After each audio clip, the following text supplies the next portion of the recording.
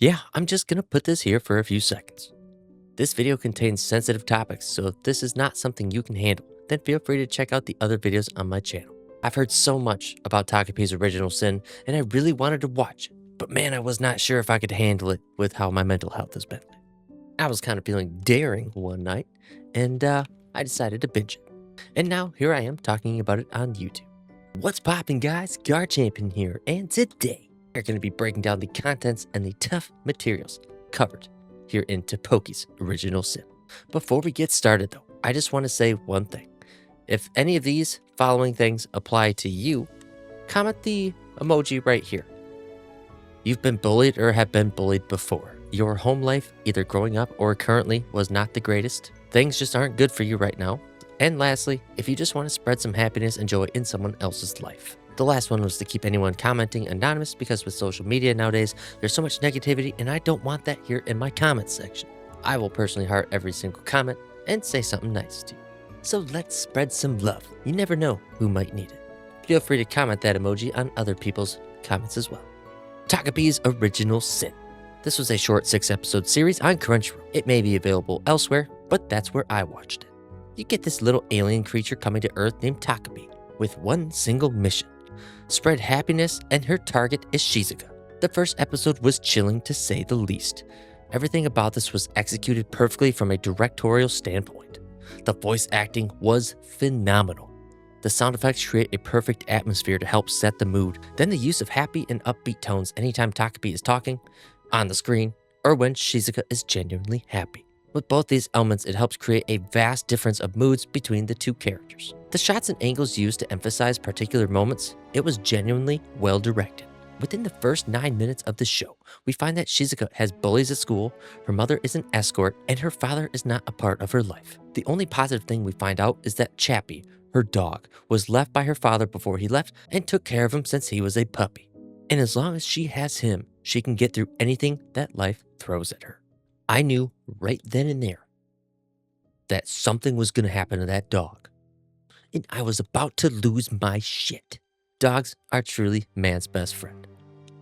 Mine is currently sitting at my feet right now. I love these pups so much, and they really do have an effect on you. A couple minutes later into the episode, Shizuka is walking back with Chappie's dog collar, all beat up and dirty. My heart literally sank and left me staring at the screen. And the anger was building up as well. Then at the 15-minute mark, you see Shizuka dangling, the sound of the rope swinging with a subtle background noise. They even dared to show a shot from Shizuka's perspective, with a zoomed out shot from the corner to close out the scene. I have not seen anything this horribly dark in an anime, ever.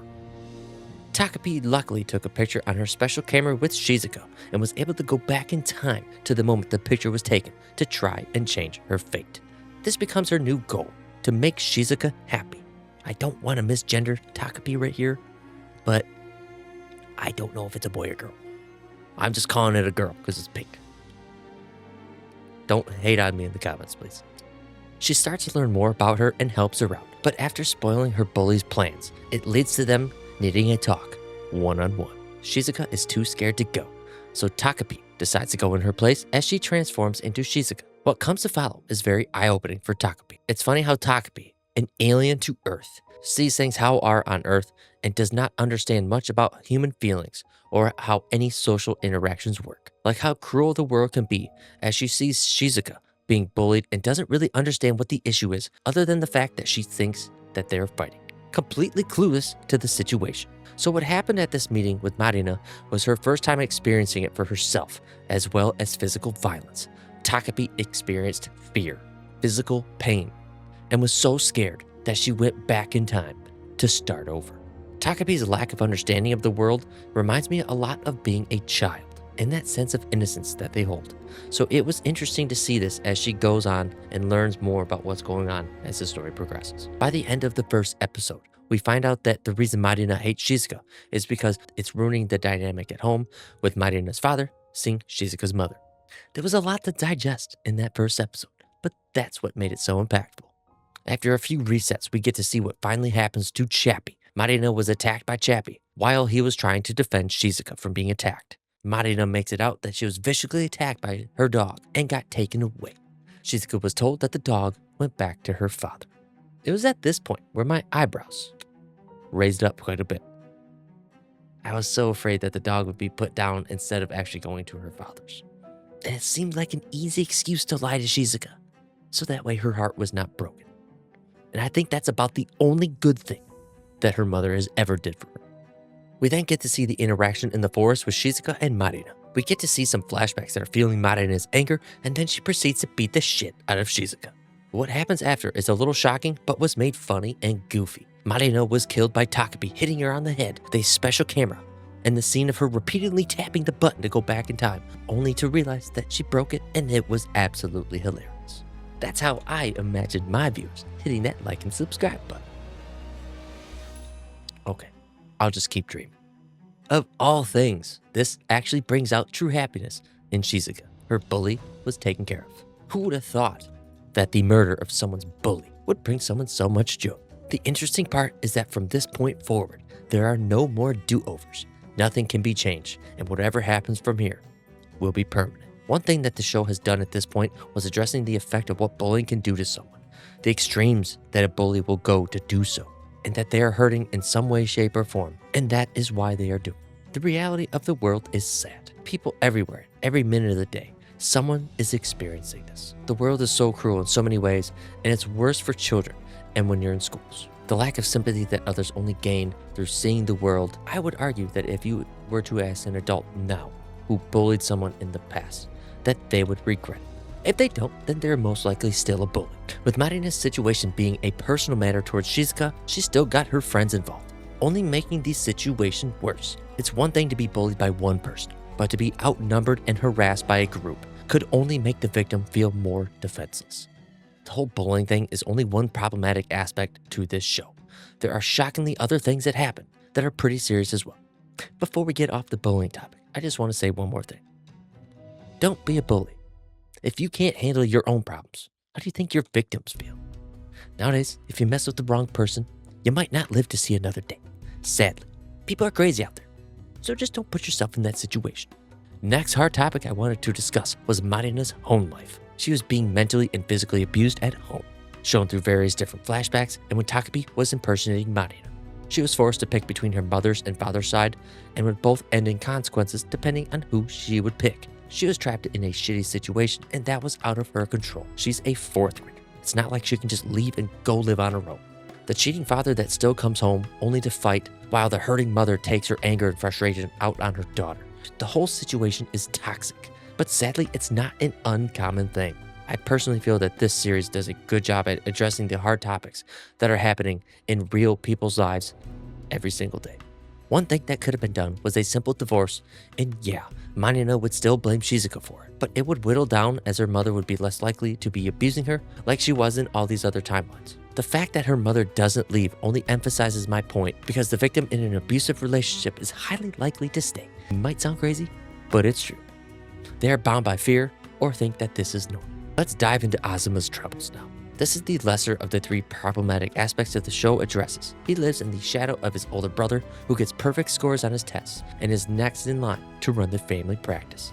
Azuma tries his best and does well, but he doesn't receive a perfect score like his brother does. So therefore, his mother is very strict on him and punishes him in a silly way at face value. But for a kid, pancakes seems like a nice treat to have. She literally makes him and taunts him by putting them in his presence, but is not allowed to eat them.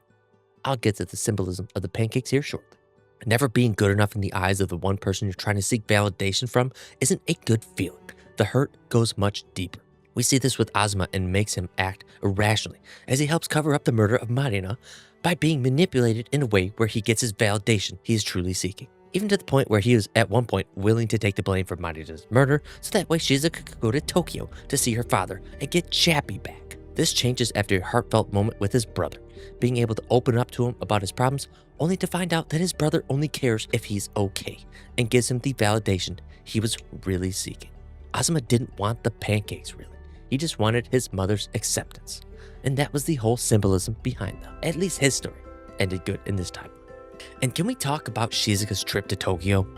I tried to give the benefit of the doubt that Chappie was actually at her father's. and that he would be happy to see Shizuka. But it turned out to be quite the opposite for both situations. Oh, and goddamn, was that gut-wrenching. This just broke my heart. And then for her father to have other kids and basically pretend that he did not know who Shizuka was made me really sad too. After Takopi realizes that she didn't come to Earth to save Shizuka, she comes back to save Marina. While with Marina, there was an altercation with her and her mom that led to Marina killing her mother, saying that if she had only killed Shizuka instead, their family would have been happy again. Takopi, not understanding the severity of that kind of action, she rushes back to use the happy clock to go back in time to kill Shizuka. My god, the music and the bright and colorful animation was absolutely beautiful and hilarious. Once explaining the plan to Mother, it is exposed that she has broken the most important commandment and was banished from Happy World, and her memories were wiped and is being reborn to basically become an infant. Well, this is what was supposed to happen, but Takopi uses the happy clock anyways while her memories are still being erased and escapes. Towards the end of the final episode, we find out that Takopi gave her life to be able to start back time when the picture was taken with Shizuka. The normal scenarios play out. Shizuka is being bullied by Marina, but both Marina and Shizuka get weird realizations as the events unfold that they both remember something, but they can't put their finger on it. This is my daughter's toy. My wife brought it home from her work. It's kind of fun. Makes you happy, doesn't it? It was heartwarming to see that Shizuka and Marina become longtime friends with faint memories of Takopi. It had a great ending after some rough, very rough timelines. This show was beautiful despite the hard topics that were addressed. And if we learned one thing, it's that the biggest problem of the show was actually overlooked. Bad parenting. If Shizuka had a better support system and her father in her life, she would not have been bound to this world by only her dog. If Marina's parents worked out their personal issues, they could have been better parents for Marina.